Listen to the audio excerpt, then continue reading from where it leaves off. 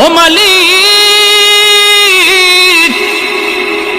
জাহান্নামে থাকবে তো জানলাম, চিরকাল জাহান্নামের শাস্তি ভোগ করবে। এই শাস্তিটা কেমন? আল্লাহ বলে ভয়ঙ্কর শাস্তি, ভয়ঙ্কর।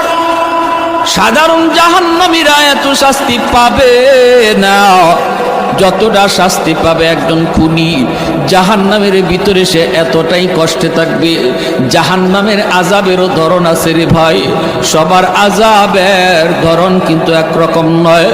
আল্লাহ বলেন, দুনিয়াতে যারা ইচ্ছাকৃত কেউ কাউকে খুন করলো, জাহান্নামের ভিতরে তার আযাবটা হবে সবচেয়ে বেশি যন্ত্রণাদায়ক। জাহান্নামের ভিতরে তার আযাবটা হবে বড় কঠিন। এজন্য ভাই একটু খেয়াল করে শুনো রে আল্লাহর গোলাম।